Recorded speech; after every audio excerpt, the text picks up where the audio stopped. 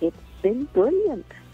And I think whatever happens in the final, regardless of the result against Spain, Italy are the moral victors. It's because they have played fantastic football, the best in the tournament, I believe, at least consistently. And they beat Germany, they beat England, they held Spain to a 1-1 draw in the group game.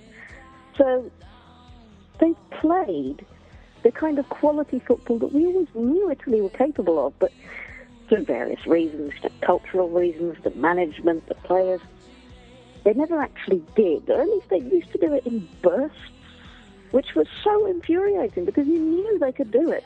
And then they would go back to defending again, or go back to saying, no, let's just be solid because that's what we're good at. But they're not. Italy have remarkable technique, remarkable quality, so use it. And that is what Prandelli has done. And God bless him. We should put up a statue to the man. Well, Buffon has been fantastic on this one, but he always is. It's one of those things like with Pirlo. We know that's what he does. Apart from those two, I'd say De Rossi, because he has been magnificent as a centre-back and as a midfielder and as a leader, and in coming back from injury and in shaking off another injury. He is the warrior spirit of this side and showed that you can combine that spirit with quality as well. He certainly timed it well, didn't he? People say it might be because his mum was in the stands, and in fact he went over and when he embraced his mama, because the Italians, you know, even poor thing, he's only 21, we know what it's like to have your mama there to give you a cuddle and reassure you that everything's all right. It makes you feel different. And he behaved himself throughout this tournament. He's played pretty well. Obviously, he took a while to actually take his chances. At times, he looked like he was asleep. But other than that, against Germany, I was astounded, not by the 2 goals, but by the fact he was tracking back and helping out the defence. I've never seen him do that before in his entire career. It was a miracle. I mean, if they've managed to get him to track back, well, that is an achievement that Prandelli can put on top of, you know, his winner's medals. He can put that there. I made Balotelli work for the team. You can definitely see that he has matured, that he is improving, that he is working for the team, that he is taking more responsibility than he ever used to. He even celebrated a goal. That never happens either. Plus, you can see it's been very good for him to be working with Cassano, because Cassano used to be Balotelli.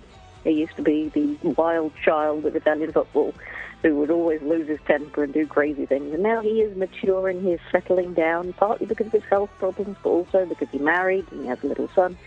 So you can see he has the experience to help Balotelli and tell him, I've been there, mate. Don't worry about it. This is what you have to do. And that's really, really helped him. He doesn't lecture Cassano. He's still very immature in a way for most people his age. He's still very silly, and they get on like a house on fire. And that's the important thing. He has, Balotelli has the dual influence of Prandelli's calm and father-like nature, and of Cassano's silliness as an older brother who has been there, done that, and come out the other side. And the two of them combined are really making a difference. I'm rather curious about the tactics, to be honest, because Italy started out with the 3-5-2 against Spain, and it really did work. It did brilliantly. But now Italy have gone back to the diamond midfield, and people are suggesting they're going to stick with the diamond against Spain, which would be curious. It's a difficult one. It depends on, do you stick with what's working, or do you adjust to counter Spain's strength? I'm curious to see what Prandelli will do. I mean, he's been very careful to keep his cards close to his chest at this tournament and try not to reveal his systems.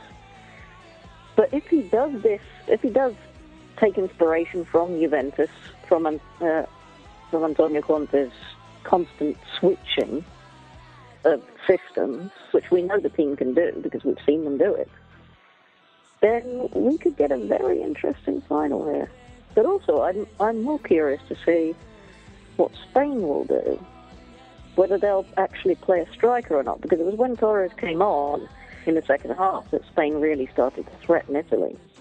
Was that because there was a striker, or was that because Italy was tiring by that point? Because we saw that after the hour mark they tended to get fatigued in the group stage. It'll be curious. We'll have to see.